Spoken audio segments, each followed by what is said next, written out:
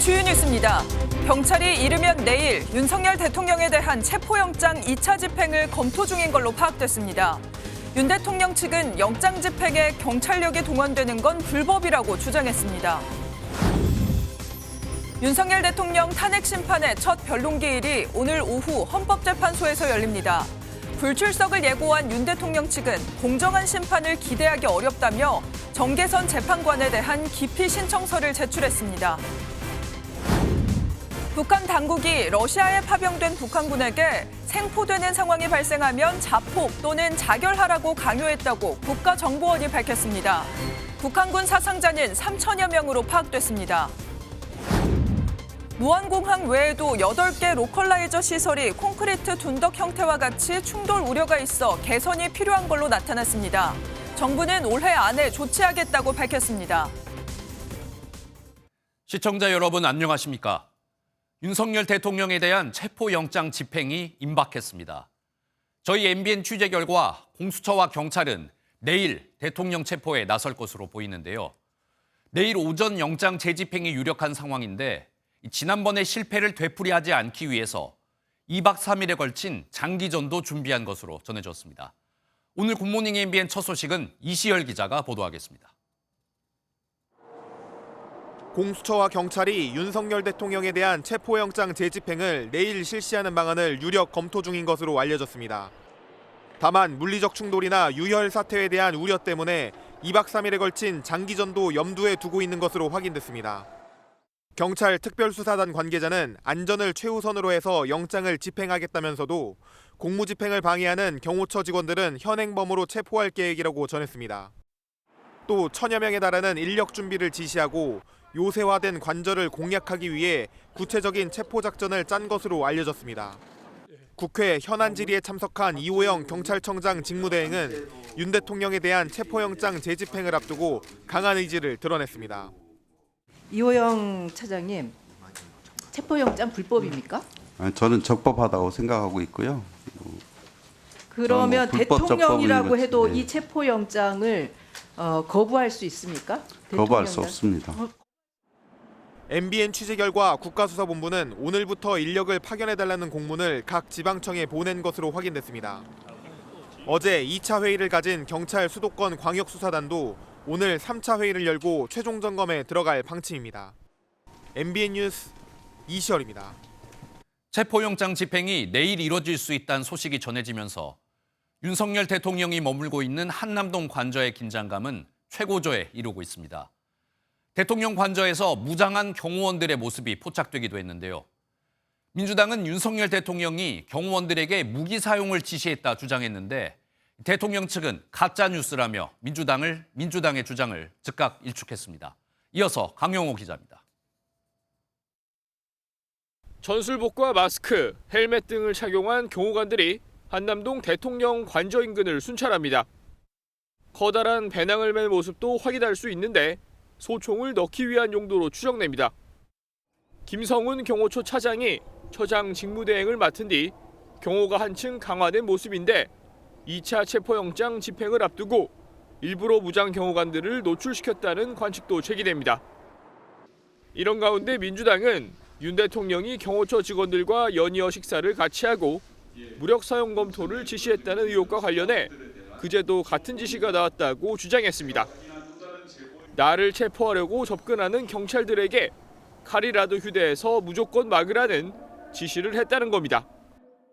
한 번은 그냥 그런 이제 감정이 격해져서 이야기했을 수도 있겠다 치지만 반복적으로 무기 사용을 언급했던 건 국민에 대한 겁박이라고 생각이 되어서 윤 대통령 측은 업무 매뉴얼에 의한 적법한 직무 수행을 강조했을 뿐이라며 제기된 의혹을 부인했습니다.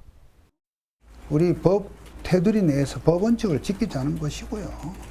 그러니까 경호처는 경호처대로 경호 업무에 최선을 다하는 것이고 또 대통령이 물리적 충돌을 부추기는 듯한 오해를 불러일으키는 가짜뉴스라며 유감을 표하고 경호처는 어떤 정권에서든 대통령 신변 보호를 위해 직무를 수행해왔다고 강조했습니다. MBN 뉴스 강영우입니다.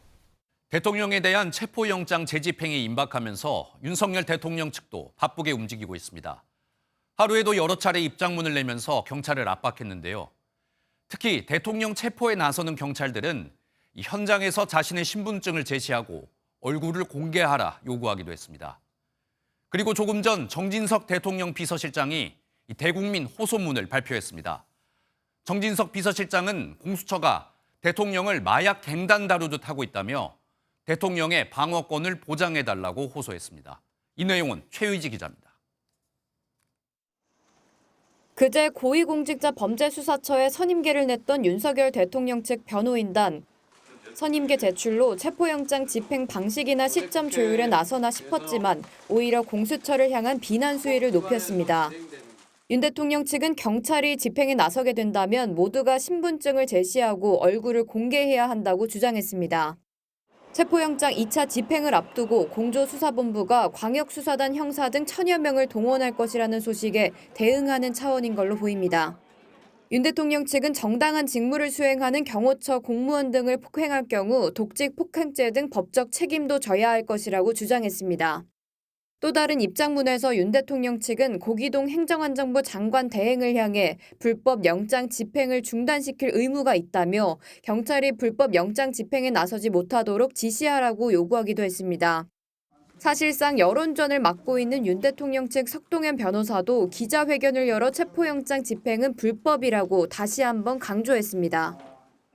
경찰은 우리 민중의 지팡이로서 본래의 법과 원칙이 정한 임무에 충실을 하다고 봅니다만 이러한 정치 경찰과 같은 이런 경거망동을 대다수 경찰도 문제의식을 느낄 것으로 생각합니다.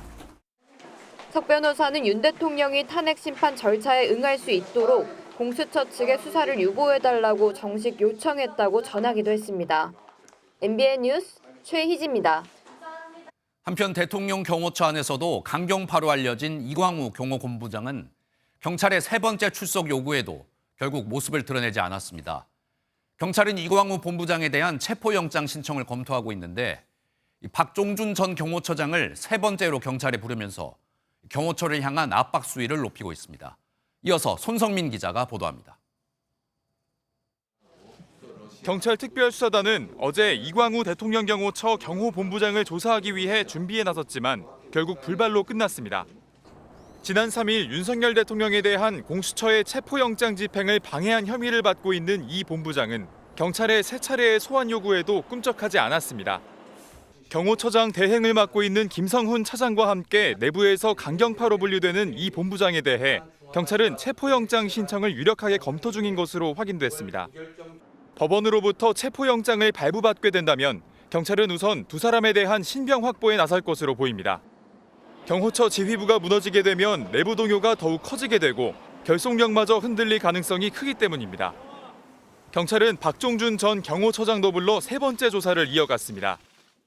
오늘 어떤 법을 소명하실 계획으로 오신 걸까요?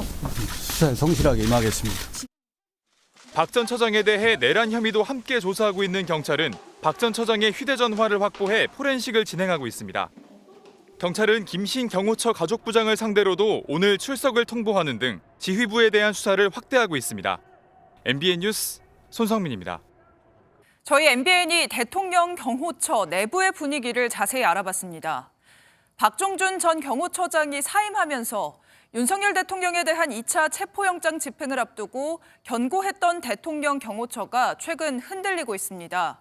경호처에서 간부급 회의가 열렸는데 여기에서 반발의 목소리가 터져나왔다고 합니다. 김성훈 경호처 차장은 불상사가 일어나지 않도록 하겠다며 직원들을 다독인 걸로 전해졌는데 내부 직원들 사이에선 김 차장에 대한 불신이 크다는 이야기가 나옵니다. 전정인 기자의 단독 보도입니다. 그제 김성훈 경호처 차장 주재로 열린 경호처 간부급 회의에서 일부 간부들이 김 차장에게 항의하며 반발했습니다. 체포영장 집행 과정에서 물리적 충돌이 있어서는 안 된다며 김 차장에게 사태 해결책을 요구한 겁니다. 상명하복 문화가 강한 경호처에서 집단 반발은 매우 이례적인 일입니다. 이에 김 차장은 불상사가 일어나지 않도록 하겠다며 간부들을 달랜 것으로 전해졌습니다. 하지만 경호처 관계자 A씨는 MBN에 이미 내부적으로 더 이상 김 차장을 믿을 수 없다는 분위기가 팽배하다며 직원들이 김 차장의 지시를 따르지 않을 것이라고 내부 분위기를 전했습니다. 경호처 직원들이 윤 대통령에 대한 2차 체포영장 집행에 맞서지 않을 가능성도 배제할 수 없다는 겁니다. 앞서 경호처 내부 게시판에 체포영장에 협조해야 한다는 글이 올라와 파장을 일으키기도 했습니다. 결사항전의 의지를 꺾지 않고 있는 강경파 지휘부와 달리 경호처 내부의 동요는 더욱 커지는 모습입니다. MBN 뉴스 전정인입니다. 계속해서 경호처 관련 단독 보도로 이어가겠습니다. 보신 것처럼 대통령 경호처의 분위기가 심상치 않은데요. 저희 MBN 취재 결과 대통령 경호처에서 중간 간부들이 집단 행동에 나섰다고 합니다. 부장과 과장급 중간 간부들이 공식적으로 단체 행동에 나서 윤석열 대통령에게 체포영장에 대한 입장을 밝혀달라고 요구한 걸로 확인됐습니다. 이 내용은 최돈희 기자가 단독 보도합니다. 견고했던 대통령 경호처가 흔들리고 있습니다. 박종준 전 경호처장의 갑작스런 사임과 영장 집행 방해에 대한 경찰 수사가 주된 이유입니다. 적법한 공무집행에 대해서는 공무원은 당연히 따라야 될 의무가 있다. 동의하시죠? 예, 그렇게 하겠습니다. 이런 가운데 경호처 내 과장, 부장급 간부들이 체포영장 대응에 대한 공식 입장을 요구한 것으로 확인됐습니다. 두 번의 체포영장 집행 실패 이후 수사기관과 경호처 간 대치가 격화하고 있는 가운데 경호처 내에서 집단 움직임을 보인 건 이번이 처음입니다. 이번 요구는 김성훈 차장을 거쳐 대통령에게 전달한 것으로 알려졌습니다.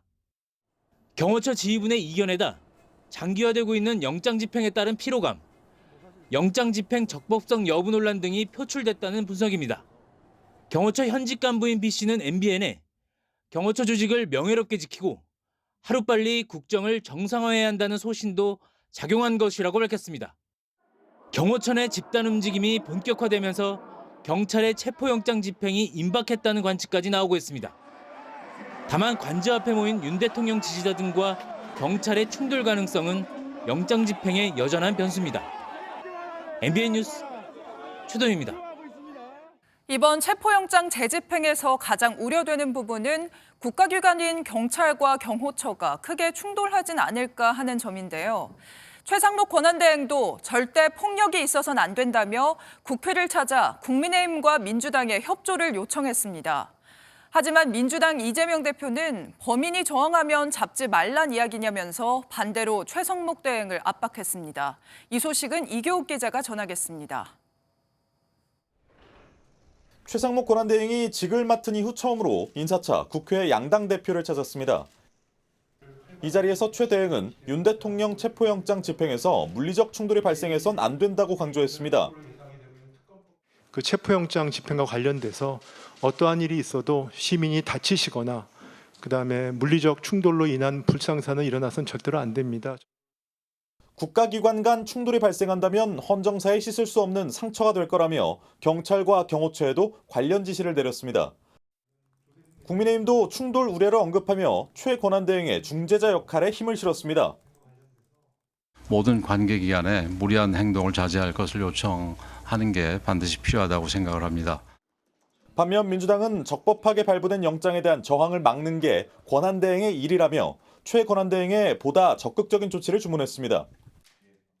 범인을 잡는데 저항을 할까 봐 잡지를 말아야 된다 이런 얘기 비슷해서 그건 좀 아니지 않나 그런 생각. 이재명 대표는 또 경제의 가장 큰 적인 불확실성을 없애기 위해서라도 법 질서가 확립돼야 한다고 강조하며 최 권한대행에 대한 압박을 이어갔습니다. MBN 뉴스 이교욱입니다. 오늘 하루 중요한 일정을 소개해드리는 굿모닝 오늘입니다. 어떤 일정이 있는지 함께 살펴보겠습니다. 12.3 비상계엄 사태의 진상규명을 위한 국회 국정조사 특별위원회가 첫 기관 보고를 받습니다. 오늘은 국방부와 합동참모본부 등 8개 기관이 참여하고 김선호 국방부 차관, 박안수 육군참모총장, 곽종근 특수전사령관 등이 출석할 전망입니다. 정부가 오늘 국무회의에서 오는 27일을 임시 공휴일로 지정하는 안건을 심의합니다. 국무회의 의결을 거쳐 최종 확정되면 올해 설 연휴는 25일부터 6일간 이어집니다. 역대 최다인 6명의 후보가 도전장을 내민 제42대 대한체육회장 선거가 오늘 오후에 치러집니다. 3선 연임에 도전하는 이기흥 회장과 김용주, 유승민, 강태선, 오주영, 강신욱 후보 등 6명이 출마했습니다. 지금까지 굿모닝 오늘이었습니다. 다음 소식입니다. 윤석열 대통령의 탄핵 심판 첫 번째 변론 기일이 오늘 오후 2시 헌법재판소에서 열립니다. 현직 대통령에 대한 탄핵 심판은 박근혜 전 대통령 이후 8년 만인데요. 신변 안전이 우려된다며 불출석을 예고한 윤 대통령 측은 이 정계선 재판관에게 공정한 심판을 기대하기 어렵다며 기피 신청을 했고 이의 신청도 잇따라 제기했습니다. 안병수 기자입니다. 인사청문회 당시 윤 대통령의 비상계엄에 위헌 요소가 있다고 발언한 정계선 헌법재판관. 만약에 국회를 물리력으로 봉쇄하고 의원들의 그 의정 활동을 방해했다면 위헌적인 행위라고 생각합니다. 윤 대통령 측은 탄핵 심판 첫 정식 변론 기일을 하루 앞둔 어제 오후 정 재판관에 대한 기피 신청서를 헌재에 제출했습니다. 이미 탄핵 심판에 대한 예단을 드러내 공정한 심판을 기대하기 어렵다는 이유입니다. 정 재판관의 배우자가 소속된 재단의 이사장이 국회 측 대리인단에 속해 있는 점도 근거로 내세웠습니다. 또 무더기 이의 신청도 제출했습니다. 검찰 수사 기록을 증거로 채택하고 총 5차례의 변론 기일을 일괄 지정한 것 등에 불만을 드러낸 겁니다. 문영배 헌재소장 권한대행은 윤 대통령의 기피 신청을 논의하기 위해 오늘 오전 10시에 재판관 회의를 소집했습니다. 하지만 오후 2시 첫 변론 기일은 예정대로 진행될 거란 전망이 우세합니다. 온라인 방청은 2,430명이 신청해 약 48대 1의 경쟁률을 보였습니다. 윤 대통령이 신변 안전 등을 우려해 불출석하는 만큼 본격적인 심리는 오는 16일 2차 변론 기일부터 진행될 것으로 보입니다. MBN 뉴스 안병수입니다. 그런데 대통령 탄핵 국면에서 난데없이 국가인권위원회가 아수라장이 됐습니다. 인권위가 대통령의 방어권을 보장해야 한다는 안건을 의결하려다 규탄 시위에 마비가 된 건데요. 안창호 인권위원장도 육탄 방어에 막혀 발길을 돌려야 했습니다. 자세한 내용은 최민성 기자가 전하겠습니다. 인권위 회의장 앞이 시위 피켓을 든 직원들과 시민단체 관계자들로 북적입니다. 윤석열 대통령의 방어권을 보장하자는 안건을 낸 김용원 상임위원이 나타나자 분위기는 더욱 격앙됩니다. 돌아가십시오. 내란죄 재판하지 말자고 그랬어요. 난 그런 말 한 적 없어요. 사퇴하십시오. 적법 절차를 따라라고 하는 거죠. 안창호 인권위원장도 서슬퍼런 비판 세례에 발길을 돌리면서 안건을 의결할 예정이던 전원위원회 개최는 무산됐습니다. 해당 안건은 국무위원 줄타내기 국헌 문란이라며 야권을 정면 비판한 내용도 담았습니다. 인권위가 정부 여당의 주장을 그대로 따르는 것 아니냐며 논란의 불씨를 당긴 대목입니다. 회의에 앞서 인권위 내용도 본격화했습니다. 일부 간부들은 긴급 성명을 내 인권위 모두가 내란 공범으로 내몰리고 있다고 우려를 표명했습니다. 시민단체도 장외 압박에 가세했습니다. 시민의 인권을 옹호하는 마지막 보루라고 믿었던 국가인권위원회가 이 지경까지 무너진 것에 분노와 절망을 느낀다. 다음번 전원위원회에서 의결을 재시도할 수 있지만 인권위 관계자는 상정 계획에 대해 아직 알 수 없다고 밝혔습니다. MBN 뉴스 최민성입니다. 어제 국회에선 야당이 추진한 내란특검법이 법사위 문턱을 넘었습니다.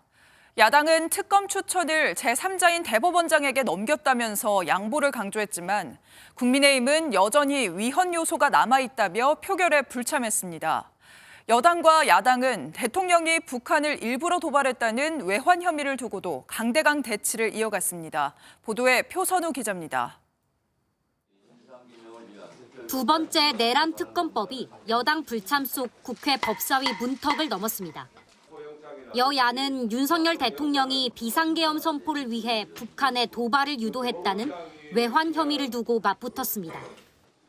여당은 대북 정책 전체를 내란죄로 연관시키는 것이라고 지적했고 야당은 계엄 관련으로 문구를 수정해 우려를 해소했다고 맞섰습니다.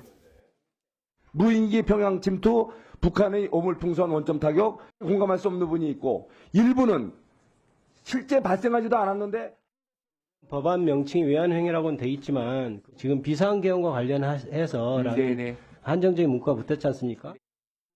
또 대법원장이 특검을 추천하도록 한 것에 대해서도 여당은 소추와 심판을 한 기관에서 하는 게 부적절하다는 논리로 반대 뜻을 밝혔는데 사법부는 여야 협의를 강조했습니다. 여야가 서로 협의해서 원만하게 특검법을 입법을 하고 사법부로서는 거기에 응할 수밖에 없다. 특히 최상목 대통령 권한대행도 특검 도입에 여야 합의를 다시 주문했는데 민주당은 즉각 월권적 요청이라며 이번 주 내 처리를 예고했습니다. MBN 뉴스 표선우입니다. 국민의힘은 앞서 보신 민주당의 내란 특검법을 반대하는 대신 자체 특검법을 마련하기 위해 논의에 착수했는데요. 다만 국민의힘 내부에서 어떠한 형태의 특검도 안 된다는 강경론도 만만치 않아서 결론까지는 진통이 예상됩니다. 원내 지도부는 의견 수렴을 마친 뒤 오늘 오후 결론을 발표하기로 했습니다. 유호정 기자가 보도합니다. 국민의힘이 자체특검법 논의를 시작한 건 비상계엄 선포 이후 40여일 만입니다. 야당 주도의 내란특검법에 반대하는 대신 이른바 비상계엄 특검법으로 합리적 대안 마련에 나서겠다는 겁니다. 원내 핵심 관계자는 자칫 특검에 무작정 반대만 한다는 오해를 받을 수 있다며 아무것도 안 할 수는 없는 상황이라고 밝혔습니다. 공수처의 수사권 없는 수사, 불법 체포영장 집행 논란, 비상계엄 수사를 둘러싼 여러 논란을 해소할 필요성은 제기되고 있습니다. 여당 특검법은 야당 안에서 내란 선전과 외환 유치죄를 빼고 수사 범위를 비상계엄 선포의 위법성으로 제한하는 게 핵심이 될 전망입니다. 하지만 수사 범위를 어떻게 조정하든 특검 자체에 반대한다는 의견도 만만치 않습니다. 특검은 협상의 대상이 아니라 저지의 대상이다. 정치 특검으로 갈 수밖에 없고 모든 이슈를 빨아들이는 정치적 블랙홀이 돼버립니다. 당내 의견 수렴부터 난항이 예상됐던 만큼 특검법 논의에 착수한 배경이 실질적 대안 마련보다 시간 벌기 전략이라는 해석도 나옵니다. 한 국민의힘 의원은 이재명 대표 재판 전 조기 대선을 노리는 야당 수에 밀리지 않고 특검법을 끌고 가려는 것 아니냐고 했습니다. 원내 지도부는 당내 의견 수렴을 마친 뒤 오늘 오후 입장을 발표하기로 했습니다. MBN 뉴스 유호정입니다. 한편 정치권에선 때 아닌 카톡 검열 논란이 커지고 있습니다. 민주당이 SNS를 통해서 가짜뉴스를 퍼뜨리는 행위를 내란 선동으로 고발하겠다고 밝혔습니다. 그러자 국민의힘은 이제 국민들의 카톡 내용까지 검열하겠다는 거냐며 카톡 계엄령이라고 반발했는데요. 하지만 민주당 이재명 대표는 가짜뉴스를 뿌리 뽑아야 한다면서 강경하게 맞서고 있습니다. 정태훈 기자가 보도합니다. 12.3 비상계엄 이후 민주당은 잘못된 정보들이 넘쳐나고 있다며 허위 조작 정보 대응을 위한 별도 조직을 출범시켰습니다. SNS를 통한 가짜뉴스 유포에 대한 고발 방침도 밝혔는데 국민의힘은 카톡 계엄령 선포라며 반발했습니다. 중국식 사상 통제라도 하겠다는 것인지 묻지 않을 수 없습니다. 이런 사람들이 정권을 잡으면 얼마나 무시무시한 공포 정치를 펼칠지. 개혁신당 이준석 의원도 가짜뉴스 때려잡겠다며 가짜 파출소를 차린 민주당은 대통령과 유유상종이라고 비판하면서 실제 고발이 이루어진다면 무고죄에 해당할 수 있다고 지적했습니다. 이재명 민주당 대표는 여권의 주장을 왜곡이라고 일축하며 강경한 입장을 내비쳤습니다. 자신도 어린 시절 가짜뉴스에 속아 5.18 희생자들을 비난했었다며 가짜뉴스 뿌리 뽑는데 당의 역량을 총동원하겠다고 강조했습니다. 그 가짜뉴스에 속아서 잘못된 판단을 하는 사람들도 피해자 아닙니까? 카톡이 가짜뉴스 성역입니까? 민주당은 최근 이재명 대표의 외신간담회 등 가짜뉴스 사례를 언급하며 허위 정보가 보호 대상이 될 수 없다고도 강조했습니다. 비상계엄과 대통령 탄핵 국면이 이어지며 각종 정보가 쏟아지는 가운데 여론전에 신경 쓰고 있는 여야의 가짜뉴스 공방도 격화할 것으로 보입니다. MBN 뉴스 정태웅입니다.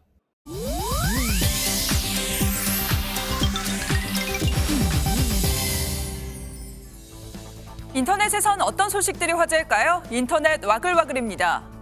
가요기획사 어도어가 전속계약 분쟁 중인 그룹 뉴진스 5멤버를 상대로 독자적으로 광고 계약을 체결하는 것을 막아달란 취지의 가처분 신청을 냈다고 밝혔습니다. 이번 가처분 신청은 지난달 서울중앙지방법원에 제기한 전속계약 유효 확인해소 1심 판결 선고 때까지 어도어가 전속계약에 따른 매니지먼트사의 지위에 있다는 걸 인정받기 위한 것이라고 하는데요. 최근 뉴진스 멤버들이 독자적으로 광고주들과 접촉하면서 계약을 체결하려는 시도가 지속됐다고 주장하면서 멤버들이 독자적으로 광고 계약과 광고 활동을 하는 걸 방지하기 위한 거라고 설명했습니다.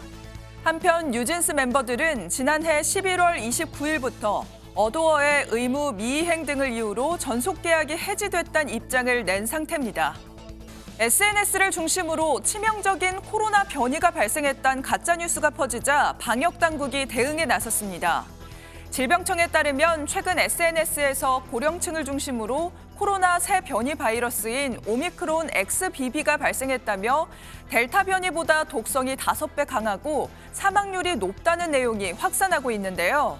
하지만 이건 2022년 XBB가 국내에 처음 유입된 이후 이미 퍼졌던 잘못된 소문입니다. 질병청은 최근 인플루엔자 등 호흡기 감염병이 유행하다 보니 이에 대한 불안으로 인해 과거 루머가 재확산되고 있는 걸로 추정된다며 해당 내용은 사실이 아니다라고 설명했는데요. 다만 65세 이상 등 고위험군은 미리 코로나19와 인플루엔자 동시 접종을 하는 것이 좋다고 권고했습니다. 미국 LA에서 발생한 산불로 잃어버렸던 반려견과 극적으로 재회한 남성의 사연이 전해져 화제입니다. 이번 산불로 가장 큰 규모의 피해를 입은 팰리세이즈 지역의 주민 K씨 콜빈 씨는 이번 화재 첫날 놀라 사라져버린 반려견 오레오를 간절하게 찾아왔는데요. 여러 노력 끝에 강아지가 잔해 속에 있는 모습을 봤다는 제보를 받고 달려간 곳에서 실종 5일 만에 극적으로 오레오를 만났습니다. 영상에서 콜빈이 오레오를 부르자 오레오는 목소리를 듣고 꼬리를 흔들며 재빠르게 달려왔는데요. 콜빈은 오레오를 안아들고는 살아있었구나라고 외치면서 눈물을 쏟았습니다. 누리꾼들은 기적은 여전히 존재한다, 같이 눈물을 흘렸다 등의 반응을 보였다고 하네요. 인터넷 와글와글이었습니다.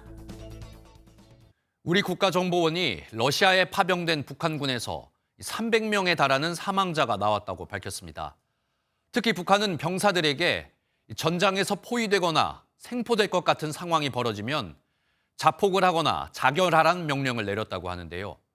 실제로 북한군이 김정은 장군을 외치며 자폭을 시도한 사례도 있었다고 합니다. 이 소식은 김지영 기자가 전하겠습니다. 비공개로 진행된 국회 정보위 전체 회의에서 국가정보원은 러시아 우크라이나 전쟁에서 사망한 북한군 수가 300여 명에 이르고 부상자는 2,700여 명에 달한다고 밝혔습니다. 대규모 사상자가 발생한 이유로는 후방 화력 지원 없는 돌격 전술과 러시아 측의 북한군 활용 방식 등을 꼽았습니다. 특히 국정원은 북한 당국이 전장에서 포위돼 생포되는 상황이 발생하면 자폭하거나 자결하라고 강요한 사실도 확인했습니다. 전사자 소지 메모에서 북한 당국이 생포 이전에 자폭, 자결을 강요하는 내용이 있고 우크라이나군의 포획될 위기에 놓이자 김정은 장군을 외치며 수류탄을 꺼내서 자폭을 시도하다 사살된 사례도. 앞서 우크라이나가 생포했다고 밝힌 북한군 2명은 정찰총국 소속으로 귀순 요청이 오면 우크라이나와 협의하겠다는 입장도 밝혔습니다. 북미 관계에 대해선 트럼프 미 대통령 당선인이 김정은 북한 국무위원장과 대화를 추진할 가능성이 있다고 말했습니다. 트럼프 스스로 과거에 북한과 김정은과의 정상회담 성사를 자신의 제1기의 대표적 성과로 인식하고 있기 때문에 김정은과 대화 추진 가능성이 있다. 다만 단기간 내 북한의 완전한 비핵화 달성이 어렵다고 판단되면 핵 동결이나 군축 등 소규모 협상, 즉 스몰 D의 형태도 가능할 것으로 전망했습니다. MBN 뉴스 김지영입니다. 비상계엄과 탄핵 사태로 정부가 가장 큰 어려움을 겪은 건 바로 외교 분야였습니다. 미국 국무부가 우리나라를 향해 강한 비판 성명을 내놓고 일본 이시바 총리도 방한을 취소하면서 위기감이 커졌었는데요. 하지만 지난주 미국에 이어 그젠 일본 외무상이 방한하면서 우리 외교는 점점 정상화되는 분위기입니다. 혼란스러운 상황에서 조태열 외교부 장관이 일단 급한 불은 껐다는 평가가 나옵니다. 주진희 기자입니다. 한일 관계는 지난해 11월 사도광산 추도식이 일본 측의 성의 부족으로 파행으로 끝난 이후 냉각기를 가졌습니다. 이후 이와야 일본 외무상이 처음으로 한국을 찾았습니다. 첫 일정으로 현충원을 방문한 뒤 우원식 국회의장을 접견하고 한일 외교장관 회담을 가지는 숨가쁜 일정을 소화한 겁니다. 그리고 먼저 민감한 사도광산 문제와 관련해서 한국과의 정중한 대화를 강조했습니다.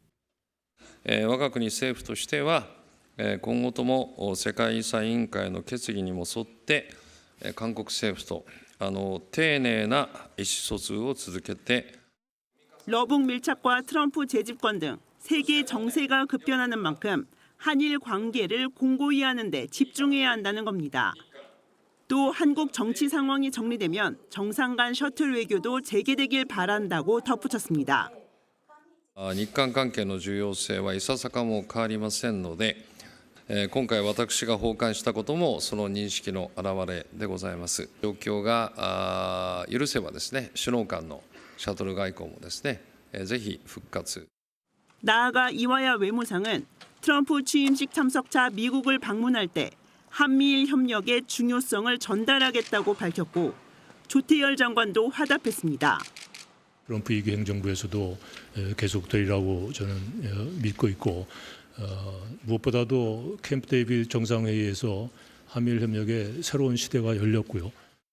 중국 왕이 외교부장이 이르면 다음 달 방한할 것으로 보이는 가운데 한중일 외교장관 회담도 올해 안에 개최하는 방향으로 논의 중인 것으로 전해집니다.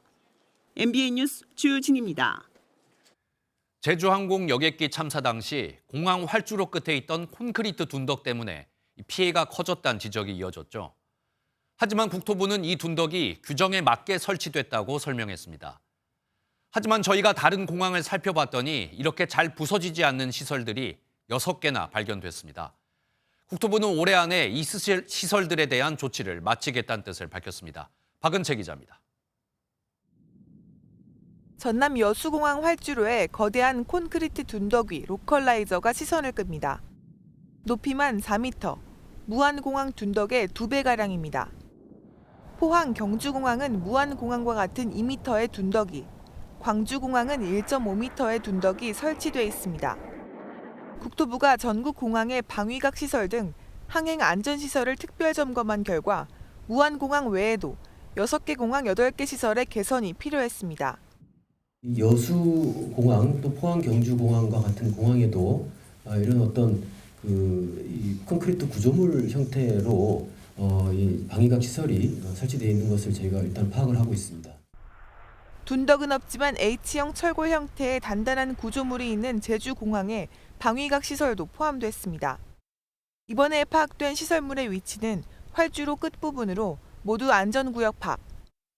안전구역 밖에 설치되는 시설에 대해 재질과 규격에 대한 일관된 기준이 없다 보니 모두 제각각의 형태로 있는 겁니다. 그동안 국토부는 안전구역 밖 로컬라이저에 문제가 없다는 입장이었지만 문제가 된 로컬라이저를 지하로 매립하는 등 재설치 방안을 검토해 올해 안에 조치할 계획입니다. MBN 뉴스 박은채입니다. 이번엔 밤사이 들어온 소식 전해드리겠습니다. 일본 미야자키현 앞바다에서 규모 6.9의 지진이 발생해 한때 쓰나미주의보가 발령됐습니다. 100년마다 발생한다는 대지진이 돌아온 건 아닌지 우려가 커지고 있는데요. 일단 일본 기상청은 대지진과의 관련성은 없다고 밝혔습니다. 김태희 기자가 보도하겠습니다. 미야자키현 시내 건물을 비추는 화면이 강한 진동으로 출렁입니다. 미야자키 방송국 사무실 내의 집기류도 흔들립니다. 新しい情報です。この地震により避難指示が発表されています。 어젯밤 9시 19분쯤 일본 미야자키현 앞바다에서 규모 6.9의 지진이 발생했습니다. 미야자키시에서 남동쪽으로 22km 떨어진 해역이 진앙이고 진원은 30km입니다. 미야자키현 북부 평야 지역에는 진도 5약의 흔들림이 감지됐습니다. 사람이 공포를 느끼고 선반 식기류나 책이 떨어지는 수준의 흔들림입니다. 이번 지진 여파로 부산과 울산, 경북 등에서도 진동이 감지됐다는 신고가 접수됐습니다. 일본 기상청은 지진 발생 직후 미야자키현과 시코쿠 고치현에 쓰나미주의보를 발령했다 해제했습니다. 또 난카이 해곡 대지진과 관련성은 크지 않다고 평가했습니다. 일본 서쪽 시즈오카현 규슈 동부 해역까지 이어지는 난카이 해곡은 100년 주기로 대지진이 발생할 가능성이 큰 지역입니다. NHK는 이번 지진으로 규슈전력의 가와우치 원자력 발전소 이상은 확인되지 않았다고 보도했습니다. MBN 뉴스 김태희입니다.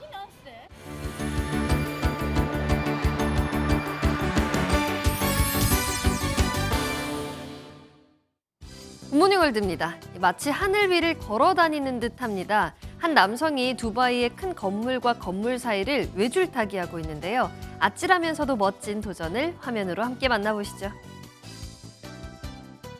이 남성은 에스토니아 출신 32세 남성으로 세계 슬랙라이너 챔피언입니다. 무려 높이 224m나 되는 곳에서 100m 길이의 외줄타기에 도전해 성공했는데요.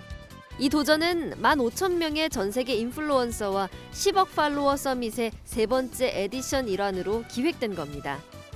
15년째 외줄타기를 했지만 이번 도전이 쉽지 않았다고 전하며 두 건물을 고정하는 지점의 높이가 달라 평지가 아닌 오르막길이어서 어려웠다고 소감을 밝혔다네요. 지하철역에 사람들이 추운 날씨에도 하의를 입지 않고 맨다리를 드러내고 돌아다녔다는데요. 어찌된 일인 걸까요? 영국으로 가보겠습니다. 지난 일요일 영국 런던의 한 지하철역 모습인데요. 상의에 양복을 제대로 차려입었지만 하의는 바지가 없거나 복서 반바지만 입고 지하철을 누비고 있습니다. 약 200여 명이 바지 벗고 지하철 타기 행사에 참여하고 있는 건데요. 반복되는 일상에서 잠시 벗어나서 특별한 재미를 얻고자 시작한 플래시몹 행사입니다. 2002년 미국에서 시작되던 행사가 지금은 이렇게 영국을 포함한 전 세계 60여 개 도시에서 펼쳐진다고 합니다. 의식하거나 부끄러워하지 않고 자연스럽게 행동하는 게 이 행사의 포인트라고 하네요. 누군가가 뿔과 수염이 달린 용을 그렸는데요. 종이에 그린 그림이 아니라 논밭에 별을 이용해 그린 그림이었습니다. 태국으로 가보겠습니다. 2헥타르 축구장으로 2.6개 정도 되는 면적에 한 폭의 용 그림이 펼쳐졌습니다. 태국의 한 농부가 GPS를 사용해 땅의 이미지를 그리고 난 뒤 다양한 종류의 쌀품종을 이용해서 경작해 만들어냈습니다. 이렇게 논에 용을 그린 것은 지난해 9월 인근 지역을 침수시키고 수천 명 갇히게 했던 큰 홍수 때문이었다는데요. 지난해 용의 해여서 용이 이 위기를 지나가게 할 거라는 믿음 때문에 용을 디자인했다고 합니다. 이 농장은 다음 달까지 운영되고 이후 벼는 수확될 예정이라고 합니다. 올해는 농부의 바람대로 용의 기운으로 홍수가 오지 않았으면 좋겠습니다. 지금까지 굿모닝 월드였습니다.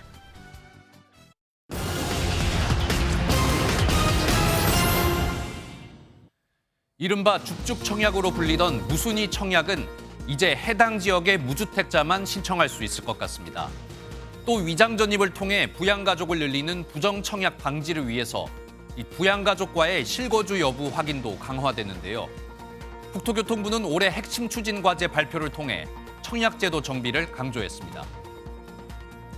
한국은행이 비상계엄 사태 이후 시장의 유동성 공급을 위해서 사들인 환매 조건부 채권 규모가 60조 원을 넘긴 것으로 나타났습니다.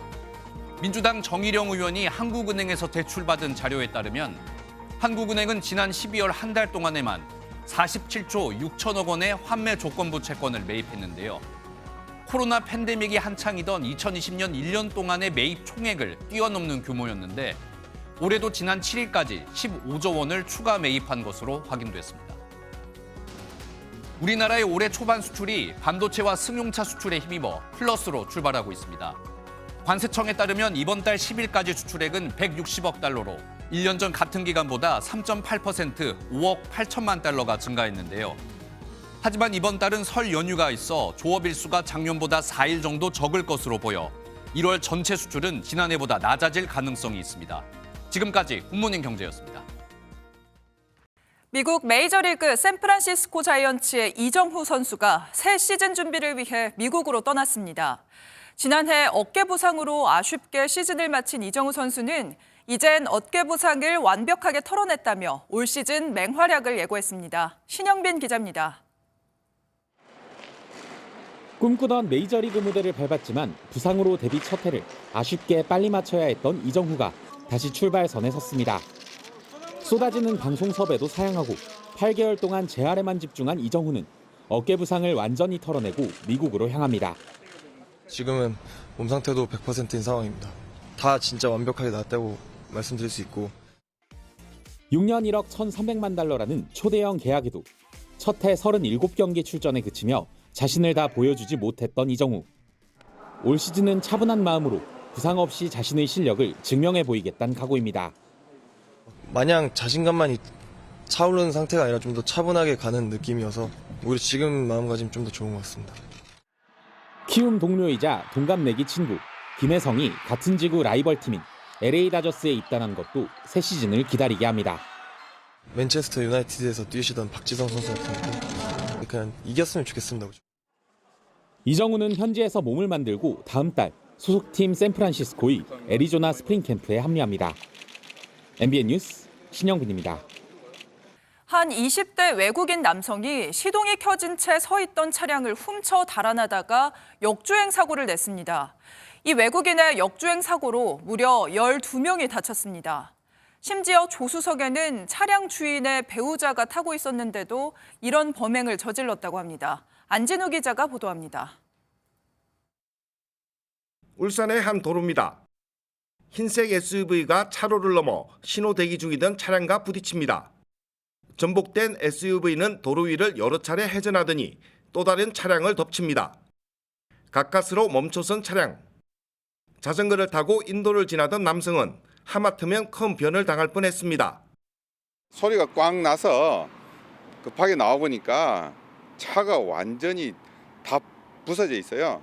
인도 쪽에 턱에 딱 걸려서 20대 외국인이 차를 훔쳐 타고 가다 역주행 연쇄 충돌 사고를 냈습니다.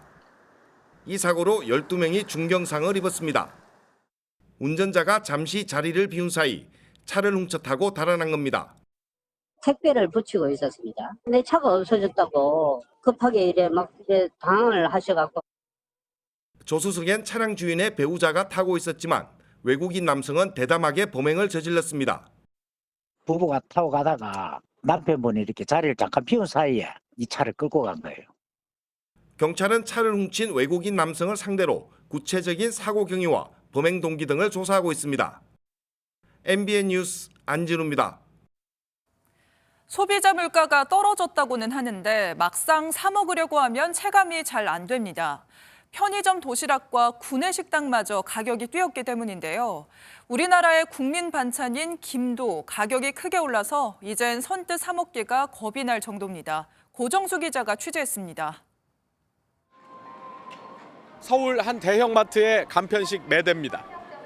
지난해 3년째 3%를 넘은 외식 물가에 덮밥 등 4,000원대 단품 도시락 쪽으로 사람들의 발길이 몰립니다. 웬만한 기업의 구내식당 한 끼는 6,000원을 넘고 서민과 학생의 단골 메뉴였던 편의점 도시락도 약 5%나 가격이 올랐습니다. 대안의 대안을 찾기 위해 소비자들은 간편 식사류로 눈을 돌리는 듯합니다. 지난달 대형마트들의 관련 매출 증가율은 15%에서 40%에 육박하기도 했습니다. 분식집도 이제는 만만하지 않습니다. 면류와 김밥을 시키면 1인 식대는 10,000원을 훌쩍 넘습니다. 김밥과 떡볶이는 5%대, 국수류는 4% 넘게 올랐기 때문입니다. 점심이 한 7, 8천 원 하던 게 한 이제 10,000원대로 올라간 것 같아요. 외식 물가 상승은 주요 식재료인 농축수산물 가격이 전체 소비자 물가의 2배에 달할 만큼 오른 탓입니다. 특히 김 가격은 마른 김 한 장에 150원, 1년 새 50%가량 상승하며 국민 반찬이란 말이 옛말이 됐습니다. 식용유도 많이 올랐죠. 오이도 많이 올랐고 야채값도 엄청 올랐어요. 길어지는 내수 침체와 치솟는 환율로 수입 물가도 오를 전망이어서 밥상 물가는 더 팍팍해질 것으로 보입니다. MBN 뉴스 고정수입니다. 화요일 아침 중부와 경북 곳곳에 논비구름이 지나고 있습니다. 논비는 아침에 대부분 그치겠지만 강원도와 충북 북부는 오전까지 이어지는 곳이 있겠습니다. 그 사이 경기 동부와 강원도에 최고 5cm, 충청과 경북 북부에는 1cm 안팎의 눈이 예상됩니다. 오늘 추위 걱정은 없겠습니다. 현재 서울은 1.1도로 어제보다 7도가량이나 높게 출발하고 있고요. 한낮에도 6도까지 올라 어제보다 높겠습니다. 하지만 추위가 주춤한 틈을 타 초미세먼지가 기승을 부리겠습니다. 현재 수도권과 강원, 경북과 부산은 초미세먼지 농도가 높게 나타나고 있습니다. 차츰 국외 미세먼지까지 유입되면서 그 밖의 지역도 대기질이 탁해지겠습니다.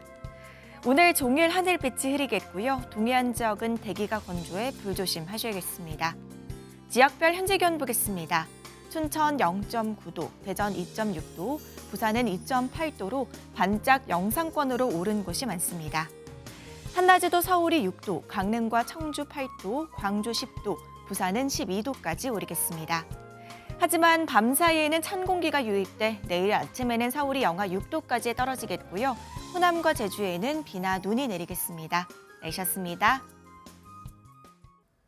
화요일 아침 굿모닝 MBN 마치겠습니다. 저희는 내일 아침 7시에 다시 찾아뵙겠습니다. 오늘도 좋은 하루 보내세요. 고맙습니다.